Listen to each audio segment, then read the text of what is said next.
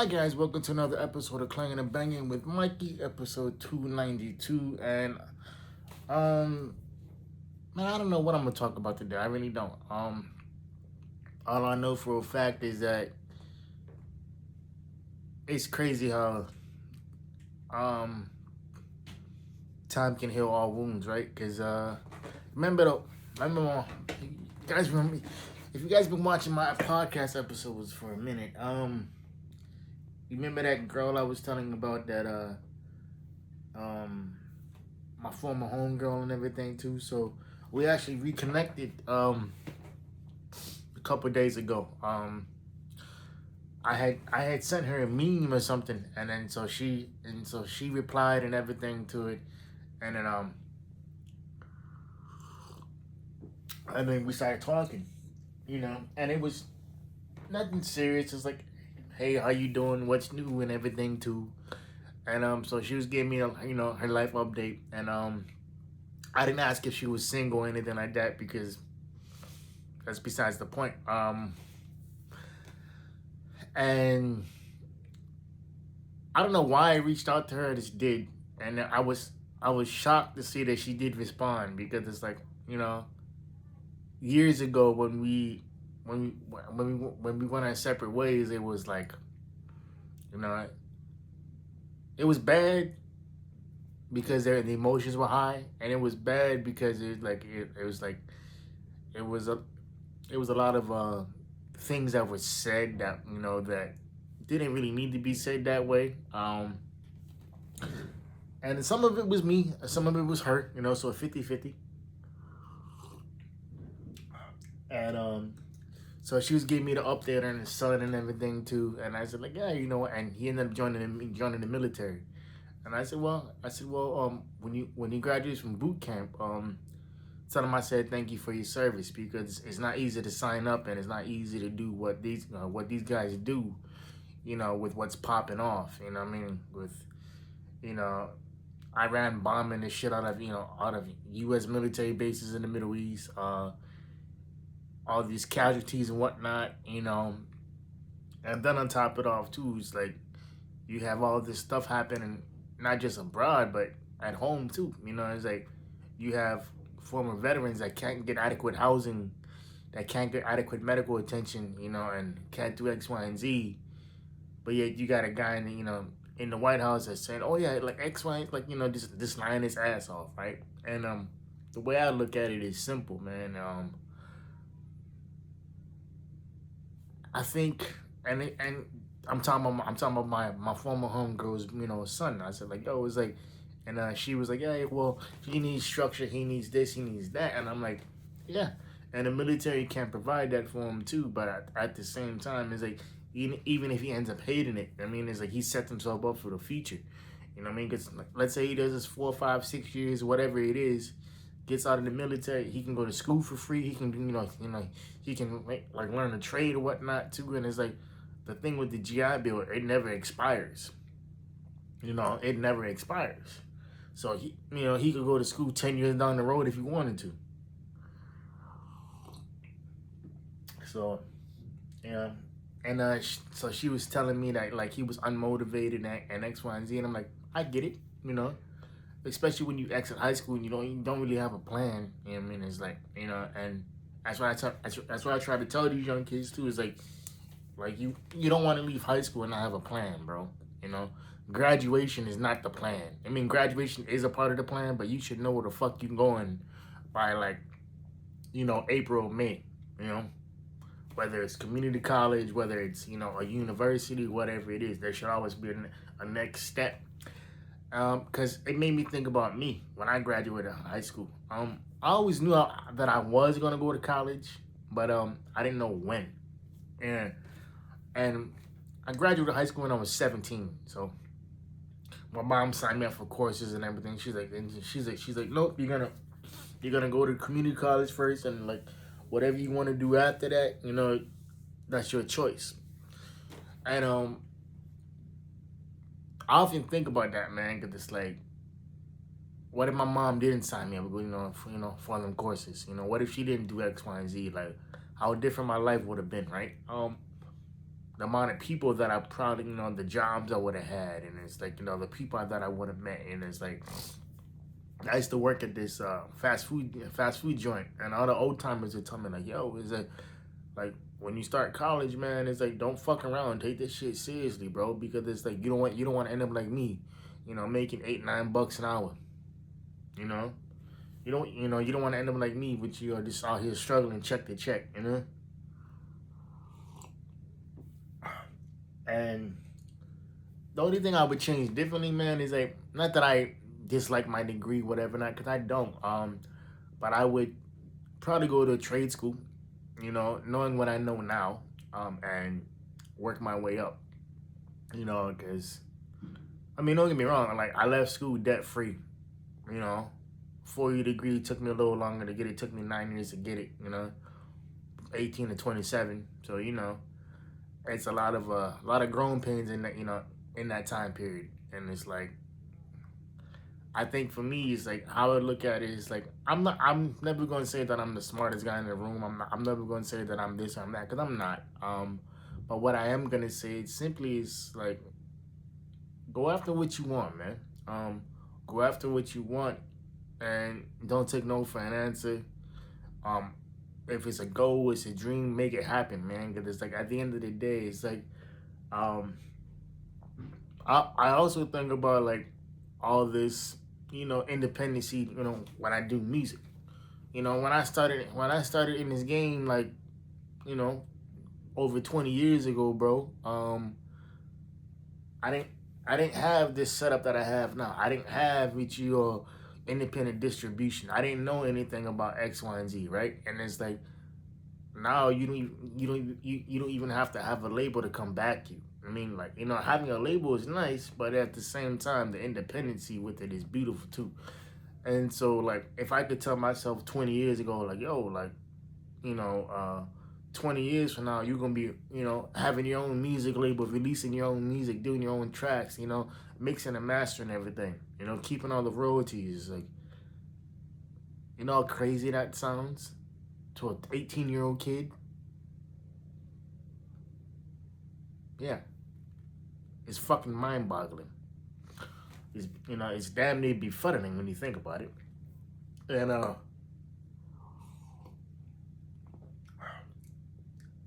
I also think about the people who were smarter than me and who didn't do anything with that talent, Because there's always somebody smarter than me. There's always going to be somebody smarter than me. And I don't care what it is. It's like, people may sit there and say, like, oh, like, I'm smart, I'm this, I'm that. Like, nah, if you got to say that shit, bro, then you're not who you say you are. If you got to say that shit, then it's like, what you think you are and what you are is two different things. And I think when a lot of people, when they want to, what's the word I'm looking for? Play on people's emotions and do X, Y, and Z. I'm like, but you can't though. Like, you're upset for what reason? What are you upset for? You don't even know why you're upset. You're just upset, And to me, that's always interesting too. When people say certain shit or they do certain shit, and I'm like, what are you mad about? It's like me being 37, turning 38, a lot of people around me, they're either getting out of relationships, having kids by multiple dudes or multiple women, or they're getting divorced and they're getting remarried for the umpteenth time, right? And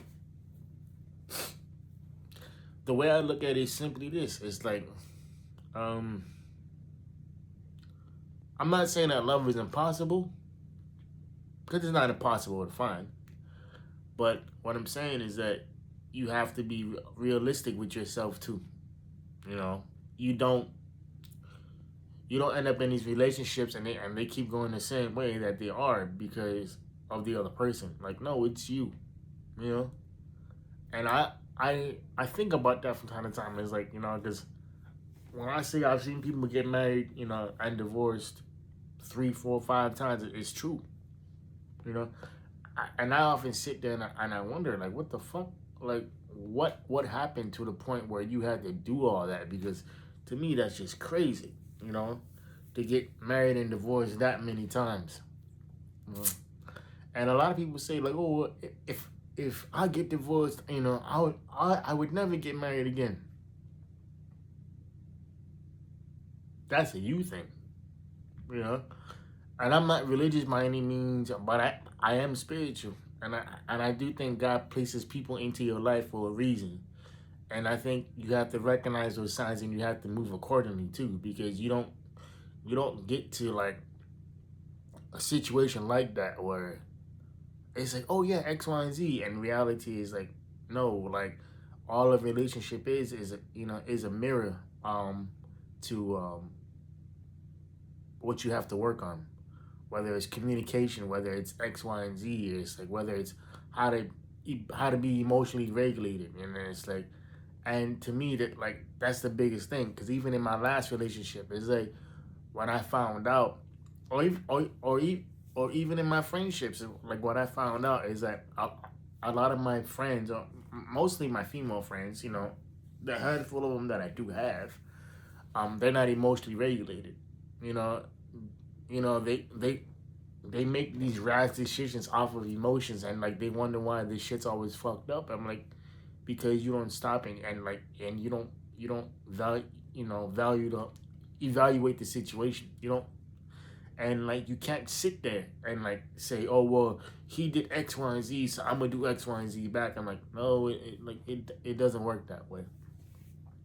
And what's crazy to me is like when these women say like, oh yeah, I got options, this and that, and like and come to find out that you are the option. You know, it's like this one girl, um, she got divorced recently, and then like a couple months later, like 2 3 months later, she's out there posting like pics and shit of some dude and her on her close friends list on her IG, and I simply said like, yo, I hope it works out for you, I really do, you know. And 2 months later, like she's posting with you all these shit about like, oh yeah, you know, well, like always know your worth, X, Y, and Z. Like if somebody questions your worth, but you don't bother with them, and it's like, so I already knew off rip. It's like, the guy she's dating probably dumped her, or he probably fucked her and left her. And it's like, at the end of the day, it's like, is it really his fault or is it your fault? Because dating after, you know, and when I say she, like, you know, she was posting this shit, like, you know, recently, is like, it was like 2 3 months after she got divorced. Mind you, she was stuck in divorce for like, the courts for like over almost 2 years, you know. So that tells me one thing is like, yo, it's like you just don't, you don't know how to be alone. And like, it's crazy when women get on these, you know, when women get on the internet and like, they literally call out all the women and say like the reason why your relationships don't work out with these, you know, with these good men, you know, is because you guys are used to chaos, you know. And it's like, and a couple girls that I follow on social media, like they broke down like, you know, what the difference between a nice guy and a good guy is. That like a nice guy will have no boundaries, will bend over backwards just to just to, you know, keep everybody else happy at the expense of him. A good guy will have boundaries and will tell you, no, we're not doing that, X, Y, and Z, yada yada yada. And like that's the difference. She's like, you don't want a nice guy, you want a good guy, because a good guy will enforce boundaries and hold you accountable, while a nice guy will let you run all over him. And it's true. Um, and when women get online and they say this shit and they hold other women accountable, these women who are hearing this shit, they don't know how to handle that, you know.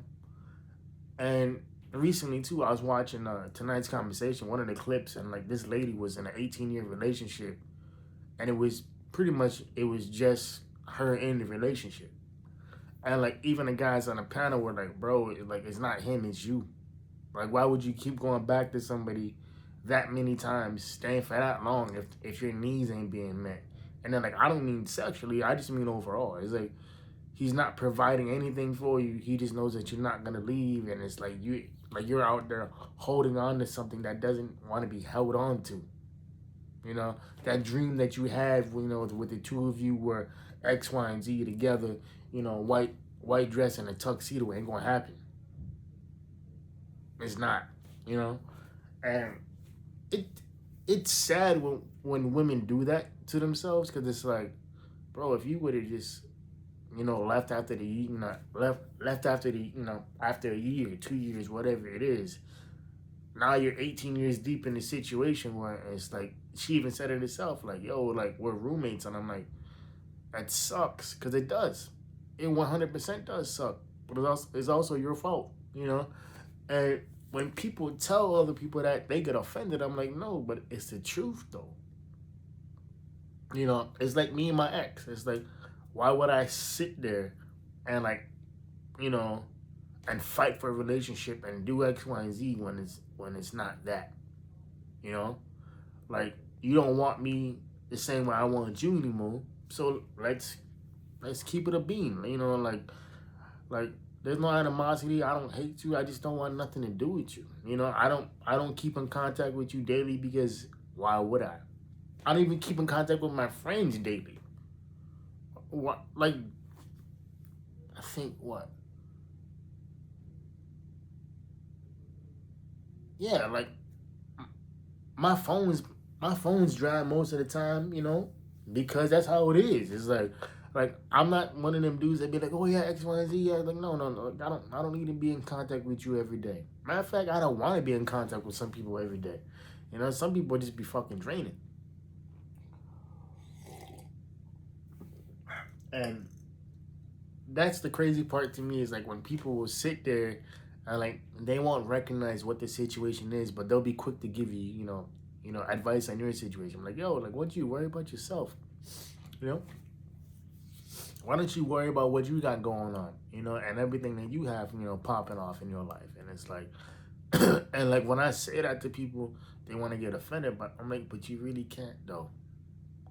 What are you gonna get offended by? You can't get offended, you know. And that's the part that just it's sad, because it's like you're over there thinking it's X, Y, and Z, and it's not. You know, it's it's not something that you can just like, you know, um, you know. And that's why like relationships are difficult, because it's like instead of people being on the same page, and my ex would say the same shit too, like, oh well, like we're not on the same page. It's like, no, it's like you don't want what I want, or like I remember when she told me like, oh, would you ever tell me if you were dating somebody new? Like, why would that ever come up? And why would you want to know that? Like I told her the only way that you would know that, is if we're talking every day. Why would I talk to my ex-girlfriend every day? We're broken up. We're no longer an item.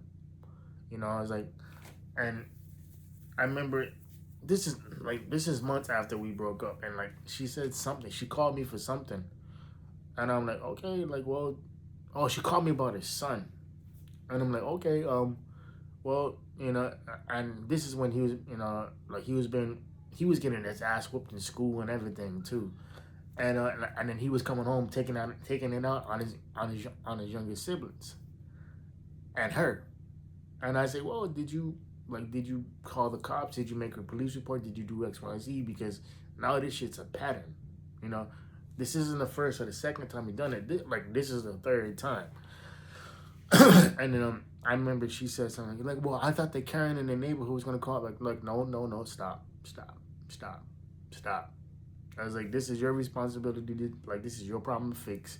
Stop waiting on other people to do the work for you. You kept saying that you're gonna get him, the mental health the mental health help that he needs, and you haven't done that yet. And the behavior keeps getting worse and worse and worse. It's like, what are you gonna do? Wait till he fucking turns 18, 18, 19 years old, and he goes out there and loses his shit, and fucking, like, now he's got a criminal record on his hands. He's got a criminal conviction. Like, it's always wild to me when people don't stop and think about that. And I had to break it down to her. It's like, You don't want to be in the system at 18, 19 years old. You know, you don't. You know, and I'm telling you this from experience because, like, a lot of these young cats that I see who are 18, 19, 20 years old is like, bro, you don't need to be here. Your ass should be in school. You know, a trade degree, fucking, you know, the workforce, you know, military, something, a 4-year degree, something. It's like, you don't need to be in a spot where you know what you're literally monitored like a child, but you're a grown adult. And I remember she was telling me something. I said, look. I said, I gotta go. Like, I'm busy at work, but it's like you need to get a handle on the situation because it's like it's a pattern. Like, stop talking about what you're gonna do, and just go out there, and do it. You know. And even her soon to be ex was telling her the same thing too. And he was like, yo, I thought you said that you was gonna get him the help. Why haven't you done that yet? I'm like, and as much as I don't like the guy, I gotta agree with him on that because it's like you're telling people closest to you, you know, your friends, you know, me, your boyfriend at the time, and your ex-husband, like that, you know, that you're gonna get him help and like you haven't done anything. Of course, people gonna look at you like, why haven't you done anything?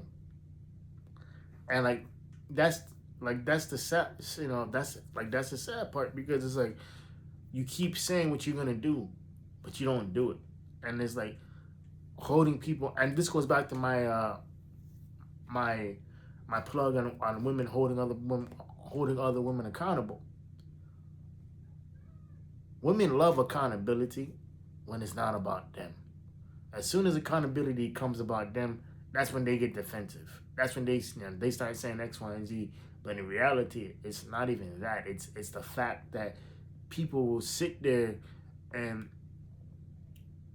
come up with every fucking excuse in the book not to do what they need to do.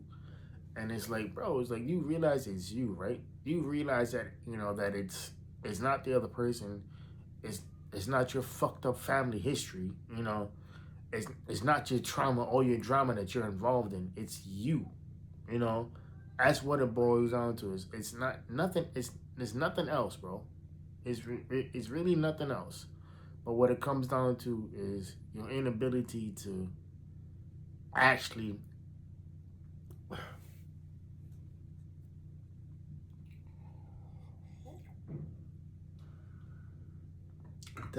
be responsible and follow through on what you say. And I think that's where a lot of people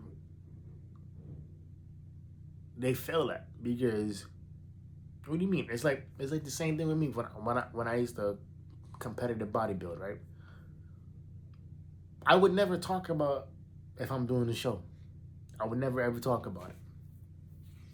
You know, in the very beginning when I first started bodybuilding, like when I was in high school, you know, I would always talk about doing the show X, Y, and Z, and I would always not do a show. So it took me years to get on stage, but once I did it, I'm okay, cool. And then once I started hanging around with the guys who were like minded, I'm like, yo, they don't talk about their bodybuilding shows coming up.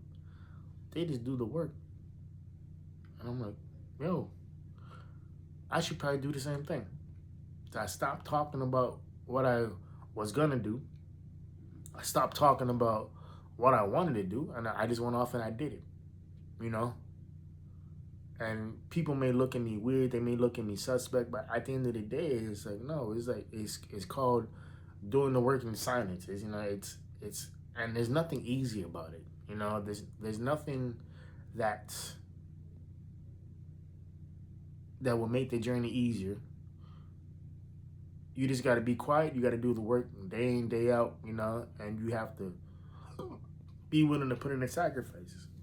The sacrifices is not having a relationship, not going out, you know, not, you got to skip parties because you can't eat none of the food. So it's like, believe me, like I've been in situations where I'm coming with a full case of meals because I don't know how long I'm going to be there for.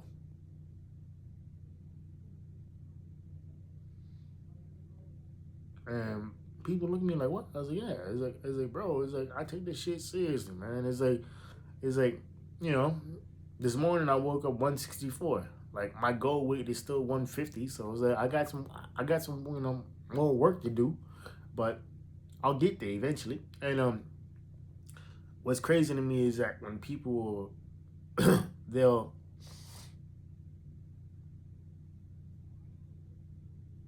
they'll sit there and make up every single excuse in the book why they can't do something. In reality, like what it boils down to is like you just don't want it bad enough, do you? Because if you did want it bad enough, you know, like you would like you would go out there and get it done. You know, it's like my former homegirl years ago. She was so set on becoming a cop, and this is when me and her were cool. You know, this is when me and her were close. And I said like, look, you know, I was like, you're complaining about X, Y, and Z, but in reality, there's people on the police force that have a worse support system than you do. You know, there was this one girl. I think she had 3 or 4 kids by multiple dudes, no family support whatsoever, but she still became a cop. And she's been a cop. She's been a cop for like almost a decade, I think. Yeah. And I remember when that when that girl graduated, you know, from the police academy, she told my homegirl at the time, she's like, yo, like you could have been in the police academy with me if you would have just got out your own way. And literally almost a decade later, yeah, she's right. And what's crazy to me is that I told her the same thing. I was like, you want to sit there and say that you got it all, that you got it so bad, that you got it, you know, X, Y, and Z. And it's like, you look at this person next to you, and like, she had no family support. She had nobody believing in her. I mean, when I say whatever she did, bro, like nobody believed in it. I'm talking like when she used to bodybuild, you know, when she became a cop, when she did X, Y, and Z, and I'm like, yeah, I was like, bro, it's like you don't understand it because it's like you don't want it bad enough. If you want something bad enough, you'll go out there and get it done. You just don't want that. And that's the sad part is that because it's like people like that will sit there and come up with every excuse as to why their goals didn't work out, as to what happened X, Y, and Z. In reality, it's never the situation per se. It's always the person talking about their excuses. And my father told me something I'll never forget. He said, "Man, you can sit there and bullshit other people. You can sit there and like lie to other people, but once you start lying to yourself, that's how you know you get issues." And I didn't realize what he was saying then, you know, because I was young. And as I got older, I realized like, yo, yeah, it's like all my friends who, you know, thought about going to college and I like never did, and like they're still working the same, you know, the same jobs that they had since high school. And it's like, bro, it's like I don't understand how you can just sit there and like blame everybody else, and in reality is you. You know, I am no shape or form, you know, a multi-millionaire. You know, I pay my bills every month. I save, I invest, I do X, Y, and Z. But at the end of the day, I'm never gonna stand in my own way with something that I want to do. Um, I think that's ridiculous, and I think people who do that is like I don't understand why you would why you would self sabotage in a way that is actually detrimental to you too. Because if you want something bad enough, why would you continuously fuck it off? Why would you continuously fuck off something that you say that you want bad enough? It doesn't make any sense. And I think in that situation, like you have to leave people where they at, you know. And when I talk to people about their goals and all that stuff, and they say, "Well, I couldn't finish it because I got so much shit going on in my life," I'm like, "Nah, it's not really that. You couldn't finish your goals because you allowed yourself to get distracted, you know." And that's the sad part. Is like when people sit there and like they let all their bullshit, all their trauma, all their drama get to them, and it's like, for what, bro? Why? Like, what is so fucking important that you're willing to bypass all the shit that you worked on, all the shit that you worked for, and you're not over there getting the job done? It's like, why? I just don't understand that. I don't understand that. I don't get it, because take me for example. As much as I wanted to become a professional bodybuilder, it comes a point in time when you realize, okay, like, I got a physical disability. It doesn't mean I can't become a pro. Because there are people out there, who do have physical disabilities. Like this one cat, I can't remember his name, but homeboy got one leg, and he's an IBB pro. I gotta go look him up. But my thing is like, okay, like, do I really want to sit there and eat all this food, take the compounds, do X, Y, and Z, train for it, and I like never get it? No, no, you know. And I said, okay, like what's the next best thing we can do? Okay, we can get nationally qualified. Cool. Okay, we can do nationals. Cool. But after that, we done, because it's like there's no point, because the next step is to chase a pro card, and in reality, I make more money with my 9 to 5 than I ever would do with competitive bodybuilding. Hell, I make more money doing music than competitive bodybuilding. If anything, competitive bodybuilding takes away from everything else. See that keyboard behind me, bro? If I was still doing competitive bodybuilding, all this shit behind me, it wouldn't be here. So you have to be delusional with yourself, but you also have to be realistic too. It's like growing up, I wanted to hoop, but I could never ever pass the medical waivers because of the physical disability. Now, don't get me wrong, you take my ass down to the park, and I'm busting ass every day. That's how good I was, I had this I had this mean crossover where AI was my favorite player back in the day. AI and Tim Hardaway for the crossover. So what I would do, I would mimic AI's crossover with Hardaway's crossover, and I would go left to right, behind the back, and then I think between the legs, and I would get to my spot. My spot was like a 16-foot jump shot, adjacent to the to the free throw line. So I get to my spot, boom, boom, boom, boom, boom, whap, and my release was pretty good too. So like growing up, we had a basketball rim in the backyard, and my dad would just have me like, yo, he's okay, just go out there for a couple hours, do your thing, whatever. So I would go out there, play basketball, whatever, but I would constantly just be working on my shot, I would shoot like a couple hundred jump shots, just working on the form, and then like once I got the form correct, boom, boom. Once I saw, okay, like everything is pretty much identical, let's move on to the next thing. Okay, let's move on to the post game. Like work on your footwork. So I would watch so many videos of Hakeem Olajuwon, Clyde Drexler, Kobe, in his later years. So that's the type of shit I would do. Or like I would watch Michael Jordan and his footwork, which his footwork was a fucking amazing.